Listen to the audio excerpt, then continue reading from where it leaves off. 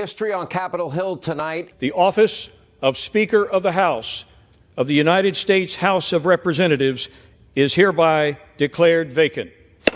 Would you take the job? A lot of people have asked me about it. So I'm going into this next speaker's race, and the only candidate I am supporting is Donald John Trump. But someone's got to be able to come forward, unite the Republicans, which I think I can do. Hey everyone, this is David, producer for the Benjamin Dixon Show, and like it or not, we haven't really covered the speaker debacle on this channel since McCarthy was ousted, but McCarthy is out. 8 Republican lawmakers joining all 208 House Democrats to remove Kevin McCarthy as House Speaker. And while everyone is trying to figure out who the Republicans are going to coalesce around, because there's really no clear leader, in recent days it has emerged that Jim Jordan is running. You need someone who can unite the conference, and I think just as importantly, unite the conservative and Republican movement across this country. That's what I think I can do. That's why I'm running for the job. I like the job I had. Chairman of the Judiciary Committee, Chairman of the Select Committee on the Weaponization of Government, doing the work there. But I do think we have to have someone who can bring our team together. I think I'm best equipped to do that. And that Steve Scalice is a possible choice. None of them would bring functionality to the House. Jim Jordan has January 6th baggage along with his prior scandal-ridden history before he was in Congress. And Scalice is basically an open white supremacist, having called himself the David Duke without the baggage. David Duke meaning the former Grand Wizard of the KKK. But one name started getting pushed as soon as McCarthy was out, getting pushed in the news as well as by some members of Congress.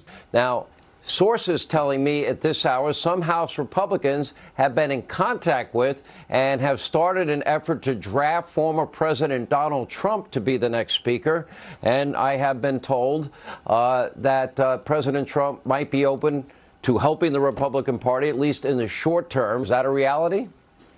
I don't know. He'd be great, but I want Donald Trump to be the next president of the United States. If he wants to be speaker, well, great. We only have one choice to save America, Alex, and it's President Trump. President Trump has a 4-year proven record. His policies were working. His policies were stopping the globalists. His policies were against the communists. So I'm going into this next speaker's race, and the only candidate I am supporting is Donald John Trump. Obviously, it was Trump.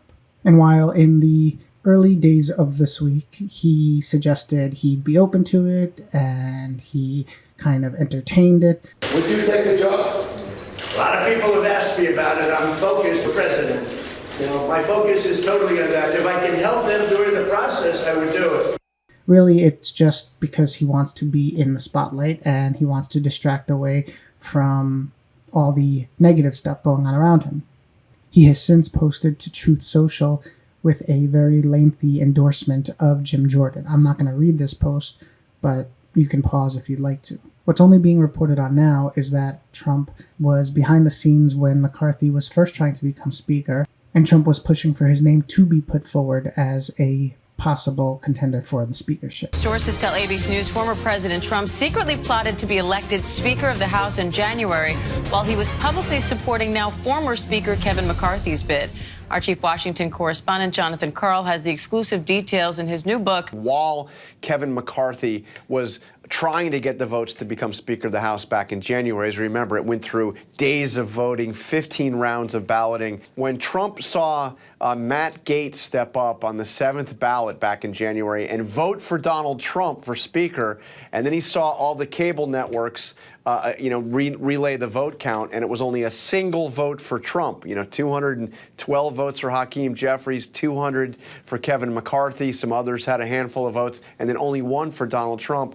Trump became angry, and he actually reached out, contacted Gaetz, that the only reason he only got one vote is that nobody bothered to nominate him, and so people didn't know they could vote for him. Not because he actually wanted the job or was actually interested in running Congress, just because he wanted to feel complimented when he believed that the majority of Republicans would support his speaker candidacy. And at that point, he made it clear that he wanted Matt Gaetz to nominate him for Speaker of the House. And when that speech was over, they called for the roll, and they once again did another round of voting.